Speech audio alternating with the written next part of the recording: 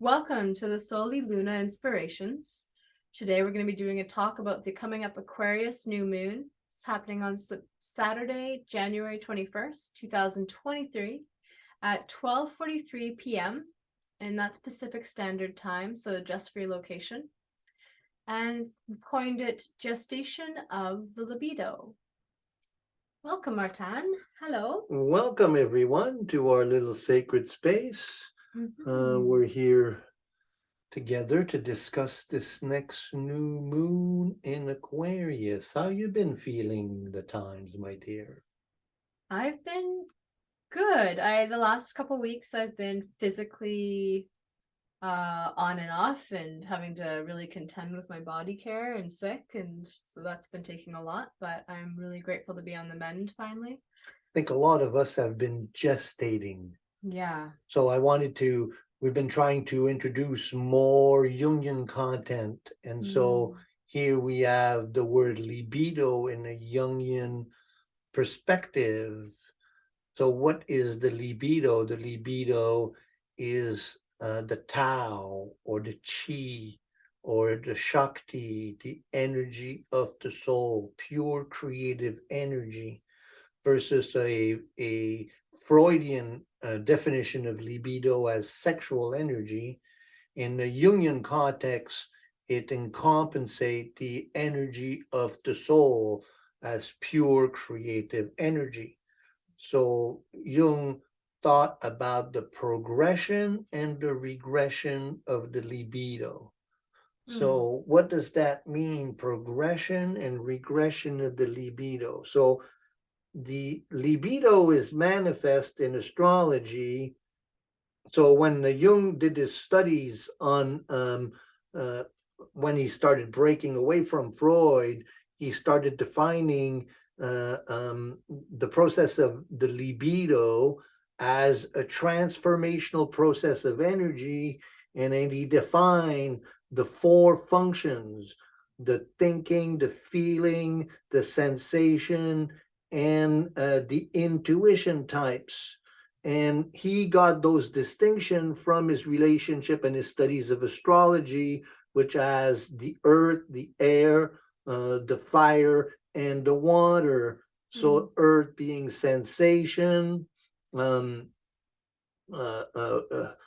air being thinking, intuition being fire, and then water being feeling. And so these are different ways of expressing the libido. The libido is expressed in a feeling way in water. The libido is expressed as thinking in the air sign. So in that way, the libido is that way that we exercise our energy. Now, he talked about how the libido progresses and regresses. So progressing, we're on our path, we're moving, we got energy, like we did the tarot card reading today. We have the Knight of Wands. Wands is intuition, fire. So the Knight of Wands is inspired to go on the quest, the hero's quest, inspired. So then the libido is progressing. Regressing, we're sick, we're not on, we're depressed, we're not clear as to where we're going. So what happens when the libido regresses is that it goes into the unconscious. And a lot of times it gestate. Gestation means so what happens with the libido when it's regressing into the unconscious is that it's seeking to give birth to some unconscious content that's seeking to rise to the surface. So we're seeking to be more conscious of something. And so the libido is going in the unconscious to give birth to that content. Now, astrologically, we experiences these regression of the libido, or we can mark down the progression of the libido or the regression of the libido, especially at a new moon where the libido just goes. So we have an Aquarius new moon, the libido is regressing so that some unconscious content can be liberated. So it's a time of meditation. It's a time of focusing on what's going on in the unconscious. It's a time of meditation and practice and journaling so that we can get insight into what is seeking expression consciously, what is manifesting, emerging, or what is gestating in the unconscious. Now, we just had a Mercury retrograde, gestation of the libido, regression of the libido, just Mars retrograde, also strongly gestational, just the libido, it just hasn't been clear. And we're going to have also Uranus moving direct. So now all the planets are going to be moving indirect. So now we're entering into the night in Wands. So a time of action. Of course, we're going to have to let this new moon go, but all systems are going to be go after that. Yeah, it's like as we go into February, I see this pace slowly inclining. Maybe not so slowly, we'll see. Well, it's starting to, like we were saying, starting to thaw out, things that haven't been clear for a while are starting to become clear. We felt, Mars turning direct, that was like, okay. And then now, Mercury turning direct, a few days before the new moon, and then the new moon, and then after the new moon, when we see the crescent moon, that's like, oh, the libido's coming out of regression, the gestation is over. It's time for rebirth, So I think we're going to be feeling all of those energies. Yeah, I think so too. Should we look at that chart of the new moon? Yeah, let's look at that. It's pretty interesting and a little intense with that Pluto there. So the chart. So Aquarius new moon, the gestation and the libido, the progression and regression of the libido we talked about. We're going to have the sun and moon conjunct Pluto.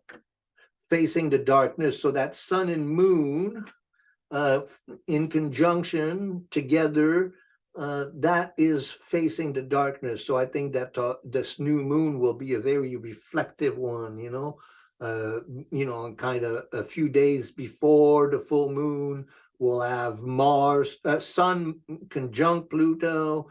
And then right before the new moon, we'll have moon conjuncting Pluto, so the Lord of Hell, so the darkness.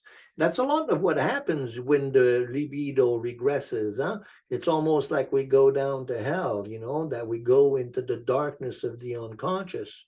And something in there is stirring up, that wants to be integrated.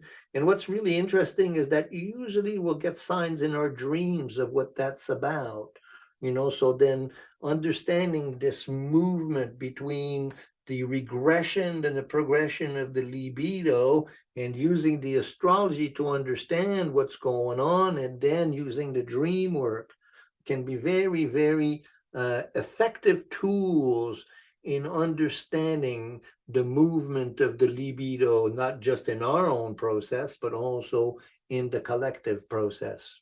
I love it. Coming into those tools. So Venus and Saturn are conjunct. Really good time to use those artistic tools. Well, Venus and Saturn, Venus and Saturn are related. When Saturn castrates Uranus in the myth where Saturn becomes the king of the gods. So that's early history. Saturn is the husband of Rhea, Mother Nature. And then we had Gaia, the wife of Uranus, so it's the same goddess deity. And then, but she encourages Saturn to overthrow his father by castrating him. And when the genitals fall in the ocean, Venus is born. So Saturn and Venus, it's the grandfather and the young feminine, it's the father. So there's a the relationship within Venus and Saturn. Venus softens Saturn, It's not such a difficult Saturn, it's not so lonely. And then Saturn gives the discipline to Venus to express her creative gifts. So Venus Saturn conjunction, taking responsibility, Saturn, for our creativity, Venus. So that's a beautiful aspect as well. I guess if you choose to rise to the occasion, could it not also be holding Venus back, or like I think of Saturn and limits and restriction?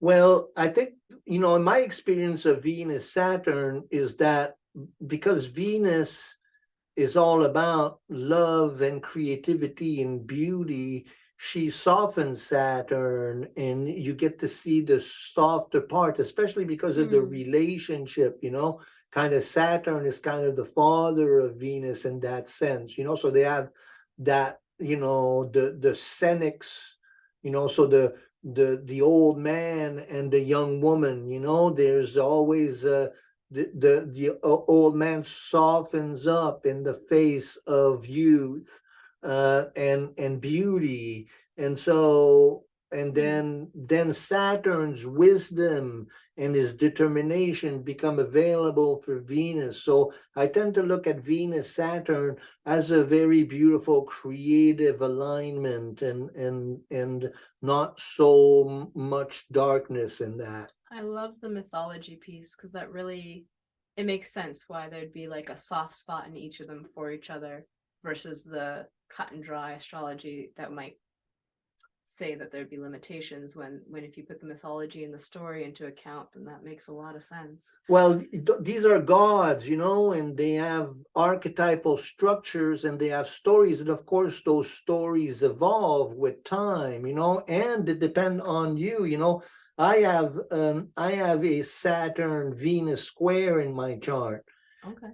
And it's a difficult square, but the Saturn to Venus in Pisces, Saturn in the Capricorn, but so there it's an out of sign square, and it's my creative discipline, and Saturn is the taskmaster, but then there's that Venusian side of it where because I'm really kind of tend to be very task oriented, and study and be very Saturn in Capricorn. I'm really serious, but then there's a certain Venusian playfulness that Venus contributes to that Saturn. So, and also, if we look at it also in terms of our relationship, you're playing the role of Venus, and me playing the role of the teacher Saturn. There's a natural balance between the two of it. Whereas, if I relate to a man, I tend to be much more dominating and Saturnian about it, and so you can look at it in so many different ways. And so what is going on with your Venus and what is going on in your Saturn in your chart, getting familiar with that, and where does that Saturn Venus conjunction lands in your chart? Where does it land in your chart? What are we looking at here? So Venus is, just trying to get the degree point, 23, and Saturn is 24, both in Aquarius. So I don't have anything in Aquarius in my chart. It's kind of hovering in my second house. Yeah. So values, it's probably going to be bringing a thing to possessions and values and things I may own. I have Chiron at 24 degrees of Aquarius. Right on. So Saturn, Venus over Chiron, so talking about the regression of the libido, that's a really good, something that's been gestating, especially with Saturn coming into Pisces and all of our Pisces planet and your Saturn return and my sun, so there's a lot going on there. And so that's a beautiful thing. And a very good omen, I think, to the positive energy of expressing our creativity in this night of wands and the going for the quest, so Venus Saturn. I love it. Take responsibility for your creativity.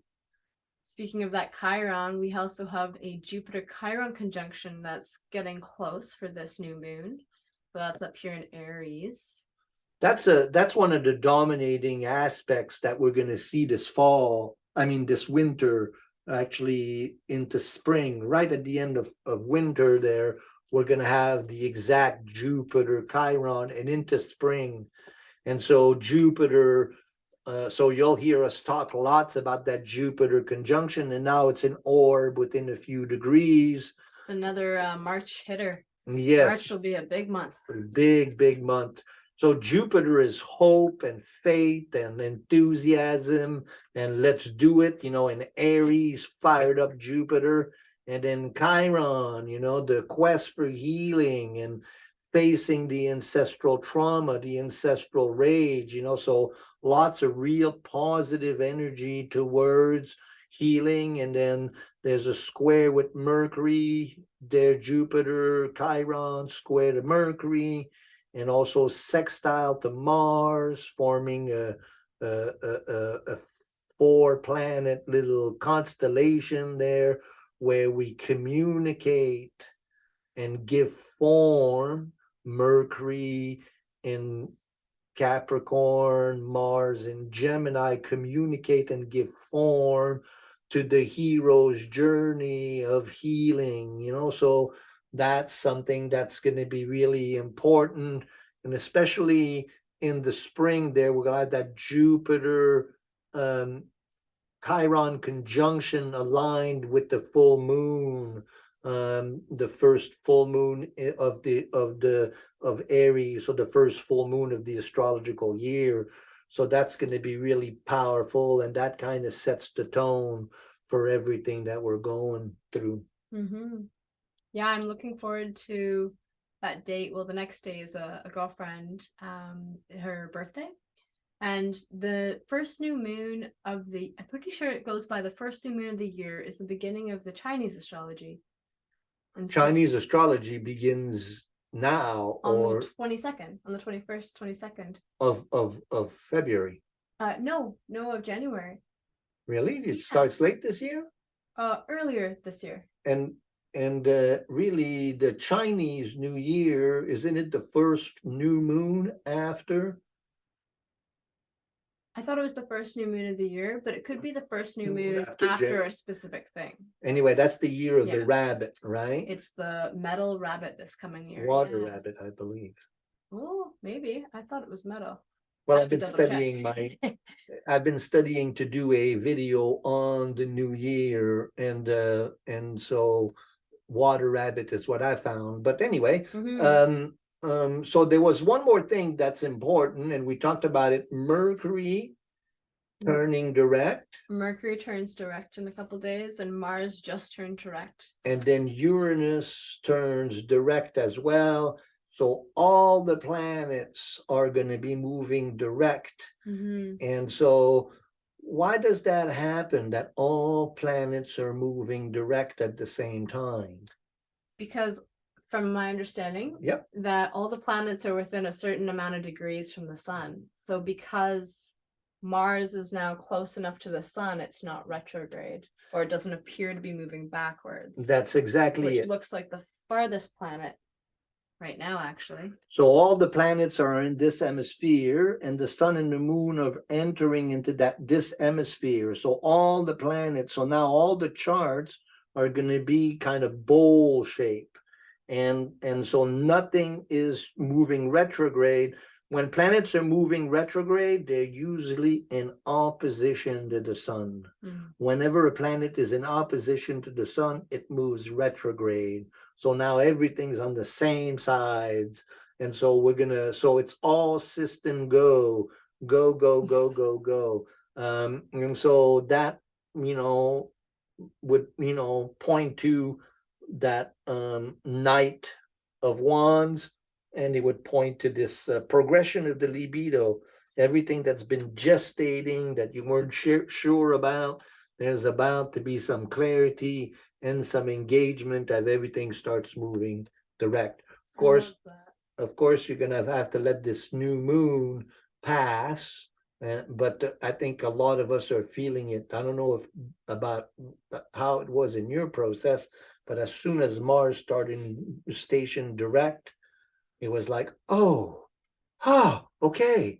And then now we're gonna have Mercury again. So let's look at those dates. Sure. I was gonna say, as you talk about this, what do you call this? Regression? No, not the regression of the libido, the Progression of the libido and regression of the libido. but the other term is Gestation. gestation. It really reminds me of like when you plant a seed in the fall and it's gestating and gestating, and then sometime in spring you start to see a tiny little bud form.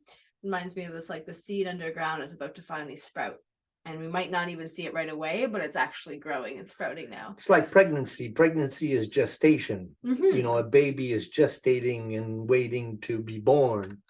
So for this coming dates, there's some exciting things. So January 11, Mars turned direct, so station direct. So it's not moving very fast right now, but it'll start picking up some speed. And then on January 18th, so in a couple days from now, we're going to see Mercury station direct. So if Mercury is stationing direct, it means that right now it's moving extremely slowly. So be gentle with yourself and your thoughts and maybe things you need to communicate. I think today we're recording this on the 16th. It's probably at 8 degrees of Capricorn now, and it'll probably stay at 8 degrees for a day or two as it slowly stops, pivots, and goes direct again. And we have the Gemini, 8 degrees Gemini and 8 degrees Capricorn, huh? So yeah, I thought that was neat. Almost a quincunx. Yeah, that's a quincunx. Interesting. Quincunx is a 150-degree angle. And then January 19th, so just a couple of days before the new moon, we have Sun conjoins Pluto. So technically speaking, from the 19th to the 22nd there, we're experiencing a Sun-Pluto moon conjunction as the new moon in Aquarius comes up. Add an extra intensity and underbelly to the new moon. So if any planets that you have at the end of Capricorn or the beginning of Aquarius this will be a significant new moon for you. And you may feel this gestation or this pulling downwards of the libido more acutely than others. Yeah. The next day after the new moon on January 22nd, Uranus is going to station direct at 14 degrees of Taurus. And I thought that was neat because it's the Aquarius new moon, and Uranus is the more modern ruler of Aquarius. Again, pushing things forward. Yeah. And Uranus has been in conjunction with the North Node, and now it's going to start moving away from the North Node. So they'll be separating quite rapidly. So then on the 23rd, again, right after, Venus Saturn conjunction. So I don't know, I choose to interpret that as a positive. It's easy to see that as darkness, but I think here, although Saturn rules, Venus is about to go into Pisces, and Venus just lightens Saturn up a little bit, and we know how Saturn's been quite difficult and dark lately. Yeah, they're both going to get an uptick soon in that Pisces. On the 28th, Venus ingress into Pisces, and then we have the Leo full moon on the 5th. Now you have some tissue salt that you want to talk to us about? Yeah, I continue to be more and more enamored with these beautiful tissue salts, our cell salts or body salts, and how they connect in with astrology. You were telling me about a video that you watched about the tissue salt, astrology, and the Bible. Yes. Tell us about that. I can't reference the name of the video, but there's a great deal of work. So a lot of the work. Do the research and put it in the comment section. I can't because of how it's linked in. It's a private video on Rumble. It's a little controversial. Okay. Like it's talking about the Bible in a way that some Christians wouldn't probably appreciate. But it's talking about the connection point and really running off of Dr. Schussler and Dr. Carey's work and connecting up tissue salts with these 12 archetypes and the 12 zodiac symbols, and how these 12 archetypes and zodiac symbols, the tissue salts, are also connected in with the 12 disciples, and how the Bible references them quite a bit. So if you were a Rumble rebel, go check out, and you might be able to find this on tissue salt, and then astrology and the Bible. Yeah. Sounds fascinating. It is quite a beautiful, neat conglomeration of information there. Really, it's running off of Dr. Carey's book. Dr. Carey and another one wrote The Salts of Salvation. That would be the core piece of information. If you want to learn more about this, I'd recommend reading. The Salts of Salvation by Dr. George Carey. George Carey. Mm-hmm. Cool. So in Aquarius season, with this being an Aquarius new moon, Aquarius is associated with the tissue salt nat mur, or sodium chloride. I know many of us might know sodium chloride as table salt. This is definitely not quite so much table salt, because it is diluted quite a bit, and it's working on a cellular structure. So think microcosm compared to table salt. It's almost like a energetic remedy, kind of almost like flower essence, no? It's exactly an energetic remedy, yeah. But it has a because it's a mineral base, it has an energetic pull. Like quite literally, there's an electron pull. And so what these tissue salts do is help to pull nutrients in a specific direction.